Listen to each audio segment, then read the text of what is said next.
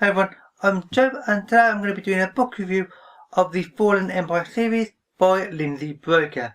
This is an 8-book science fiction series, the first book of which is called Star Nomad and the last book is called Endgame. The covers of all 8 books I will pull up probably here and they will take all through the 8 books. So first I'll do a little background to the overall world, and that is humanity has spread to the stars. We've gained outposts and indeed whole land on multiple different planets now. Space stations, we have extremely fast and powerful spaceships all throughout this section of space. But unfortunately, we've also brought some of our old problems with us, namely the fact that we can't get along and we tend to resort to violence and war to solve basically every problem we have. Hence the name of the series, The Fallen Empire, because there was an empire, this great powerful empire that was thought of as really quite significant and obviously very virtuous, and then there was another faction, another part of civilization which didn't agree with certain things that the empire stood for, and they went to war, and now this is the resulting time afterwards where both empires are now no longer what they were. There's no war going on, but everybody's still suspicious of the other factions, and there's a lot of suspicion overall throughout the world. Now, as far as the overall plot goes between the 8 books, the book is based on the adventures of Alyssa Marchenko, who is a former pilot for the Empire. She is also now the captain of a ship called the Space Nomad, hence the name of the first book.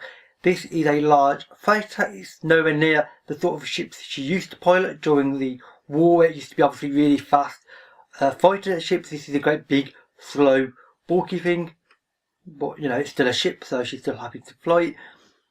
And essentially in book 1, she goes back home to find out that her daughter, whom she left with a friend of hers, has been kidnapped just before she arrives back home. And basically the series is her going on a series of adventures to try and find out where her daughter is, rescue her, and if possible, severely injure the person or people responsible for kidnapping her, because frankly, you're messing with somebody's daughter, so generally a bit of payback is completely understandable. The Space Nomad has a varied crew, because Alyssa is in an unusual situation at the start of the book where she's just become a sort of former retired space pilot for the military, and now she's trying to find out where her daughter is. She ends up getting hold of the Space Nomad, and the crew that she ends up gathering around her is unsurprisingly a very varied and sort of mishmash group of individuals. Now, you could say that the sort of personality types of the crew are a little bit stereotypical, and they sort of are, but not too heavily really. And frankly, I think, as with a lot of people saying things are stereotypical in books, considering the amount of science fiction books that are released every single year, and books in general, and indeed television series overall, I think having something that doesn't feel a little bit stereotypical in certain areas is nigh on impossible. Which, so I think you can forgive this with this series, because it is indeed a fun series.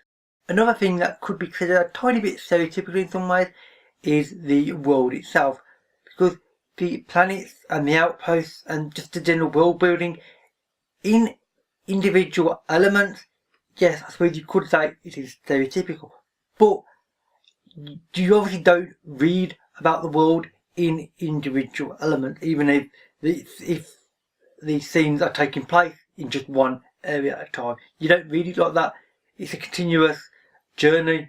So the thought of taking just one element and saying that element is stereotypical is kind of silly, I think, because it's as a whole. It's the way Lindsay Buroker uses these elements is not stereotypical, and it's not old. It's a new, fresh idea, and I think one that really works well, because, and indeed this is the main part of the book I think works well, and why I enjoyed it so much, is that the characters and the world and the way everything works together, and indeed the plot line all intermingles and weaves itself around and creates something much greater than the sum of its parts. Because individually, yes, the characters may be sort of predictable in some ways, the settings might, the overall plot line, again, even might be in some ways.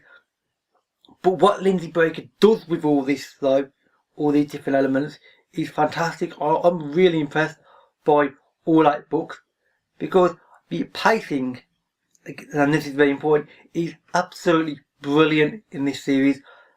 The pacing is, for the most part, very fast and frantic. You have a great sense of urgency throughout all 8 books that she wants to find her daughter back. She doesn't want to wait around years to try and get her back, of course, because she'll never get her back if she waits around too long. So she's trying to move and find out information, and this sense of urgency constantly actually makes for a really interesting book, and just creates a certain tension at times, which frankly works extremely well with the book, because the book is action-packed. There's a lot of fight scenes and big battles in both land-based and indeed in space, between spaceships and such. Alyssa herself is quite sort of what you might call a sort of smart mouth. She always knows what to say for herself, or at least she thinks she does. Sometimes she gets into trouble, and indeed the rest of the crew can get into trouble because she seems to say the wrong thing at the wrong time. Sometimes she says the right thing at the right time, so it sort of evens out overall. And just the overall feel and the interactions basically of this book is what makes it work, because these books are just fun, fast paced. The conversation and indeed every single scene, whether it's an action scene or a more personal scene between one or more characters, is just fun. I mean, I love these books because I was reading each book in between slightly heavier and more intense books, and indeed that's what I would recommend.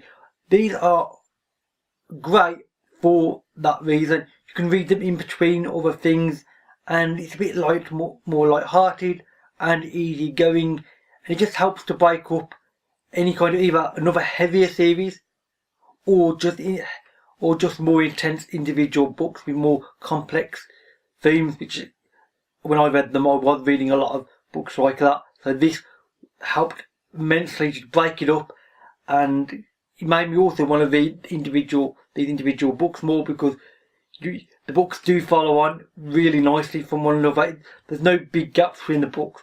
One finishes and then the next picks up, being a delta of it finishing, and then that happens again and again and again until the end. And I'm just happy that I read these. I really am. And one last thing before I forget is that the books also read like episodes of a science fiction series. Now, I know people have referenced Firefly and indeed Star Trek in reference to these books, and indeed both those things do have a certain familiarity when you're reading these books, because you can tell that the authors almost certainly enjoyed those two series. But another series that I think is an important one, and indeed I couldn't help thinking of, was Stargate Atlantis, because these books, like Stargate Atlantis, each episode has its own plot line, but there is an overarching plot line between each season, indeed between multiple seasons. This series is like that. Each book holds up perfectly well on its own, but the overall plot line keeps it all together and keeps it focused and to the point. The books don't wander off on some random tangent necessarily. The books are nicely plotted and tightly plotted as well, which I do appreciate. So, in summary, a really good, fun, fast-paced science fiction series that I would recommend to pretty much anybody who just wants something a little bit lighter and easier to read in between other things. All my social media links can be found in the description box below. And with that said, that is it for this review. So, thank you for watching, and I'll see you another day. Bye for now.